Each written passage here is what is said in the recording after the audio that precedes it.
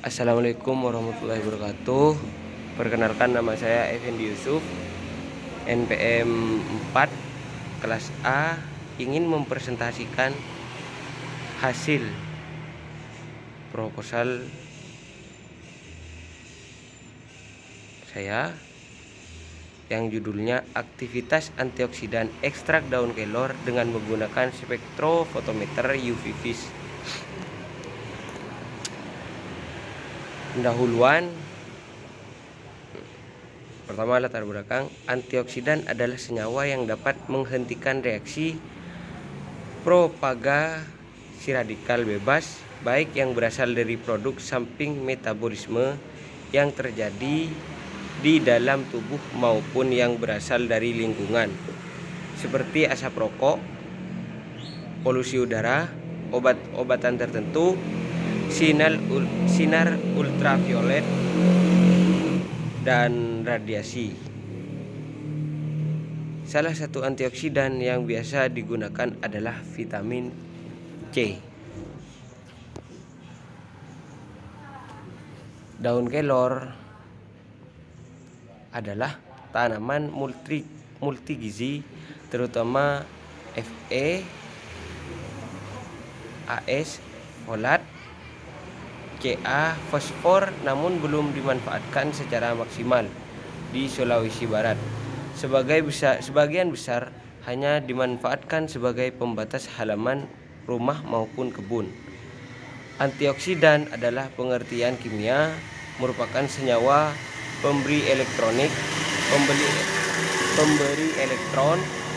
Antioksidan bekerja dengan cara mendonorkan satu elektronnya kepada senyawa yang bersifat oksidan, sehingga aktivitas senyawa oksidan tersebut bisa terhambat.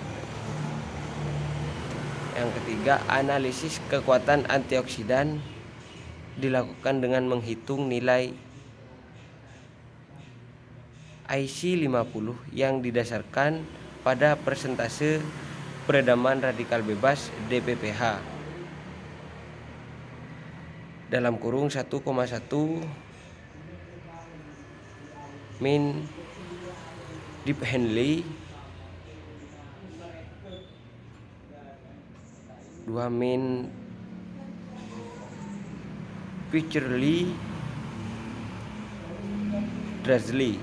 Oleh sampel uji, kekuatan antioksidan ditentukan berdasarkan perbandingan nilai IC50 dari sampel ekstrak aseton daun kelor dengan nilai IC50 vitamin C. Rumusan masalah. Yang pertama, bagaimana dan apa saja metode yang digunakan pada saat pengujian aktivitas pada ekstrak daun kelor. Yang kedua, pada gelombang keberapa munculnya puncak pada spektrofotometer. Tujuannya, yang pertama, untuk mengetahui metode yang digunakan saat pengujian aktivitas pada ekstrak daun kelor. Yang kedua, untuk mengetahui gelombang keberapa munculnya puncak pada spektrofotometer. Manfaatnya, agar masyarakat sekitar dapat mengetahui manfaat dari daun kelor dan tidak hanya dijadikan bahan konsumsi atau jamu.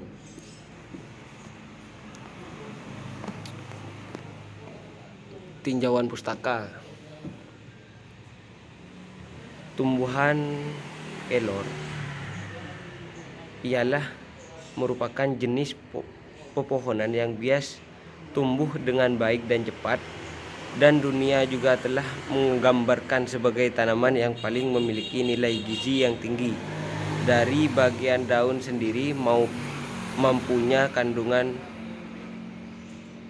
beta karoten melebihi kandungan yang ada di wortel, memiliki kandungan protein melebihi kacang polong, kandungan vitamin C yang melebihi dari buah jeruk, kandungan tinggi kalsium yang melebihi segelas susu, memiliki kandungan zat besi lebih tinggi daripada kayam, dan tinggi kalium melebihi kalium pada pisang.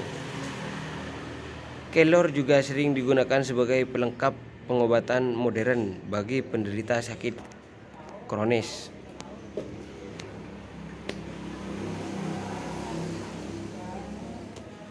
Antioksidan merupakan senyawa yang mampu menghambat proses oksidasi, yaitu suatu reaksi kimia yang mentransfer elektron dari suatu zat ke oksidator.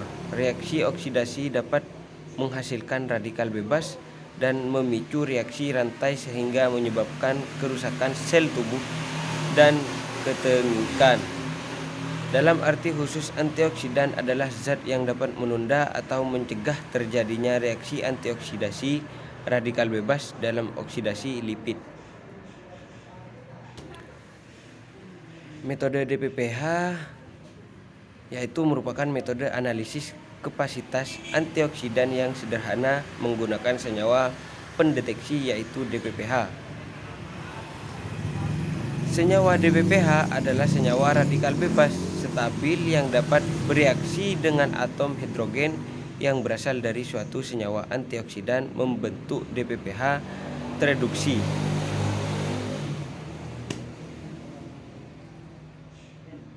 Metode maserasi yaitu merupakan penyaringan sederhana yang dilakukan dengan cara merendam sejumlah serbuk simplicia dalam larutan penyari yang sesuai selama beberapa hari dalam temperatur kamar dan terlindung cahaya.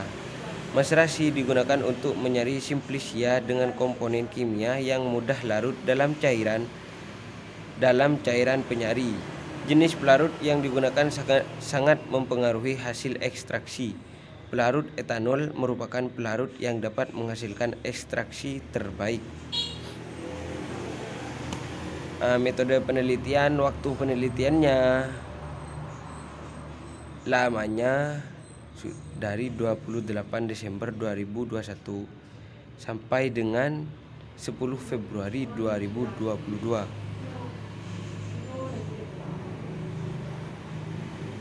Persiapannya, terus pelaksanaannya tanggal 20 Juni 2022 sampai dengan tanggal 20 Juni 2022.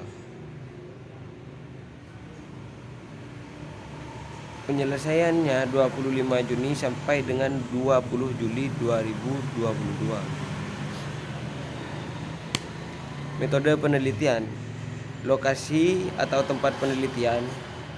Penelitian ini dilakukan di Laboratorium Kimia Farmasi Program Studi D3 Farmasi Universitas Islam Madura di kampus.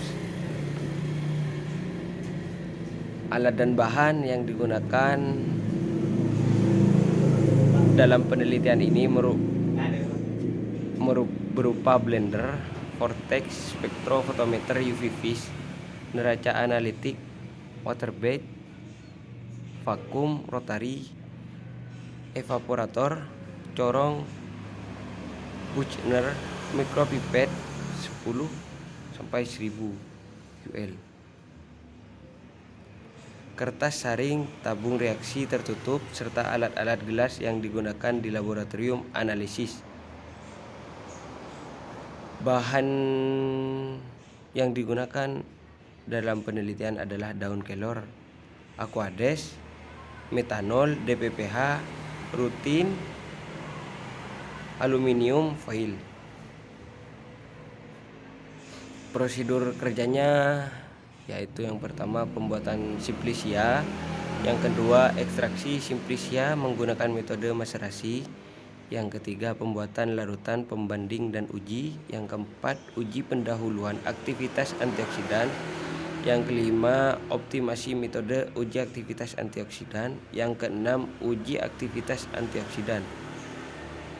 Teknik analisis datanya, yang pertama dalam penentuan kadar fenolik daun pepaya dilakukan analisis menggunakan ONY ANOVA pada software SPSS.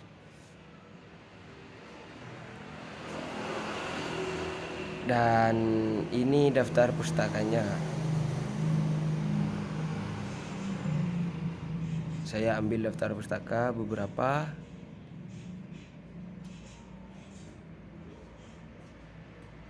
sudah sampai di sini presentasi dari saya. Kurang lebihnya mohon maaf. Wabillahi taufiq wal hidayah. Wassalamualaikum warahmatullahi wabarakatuh.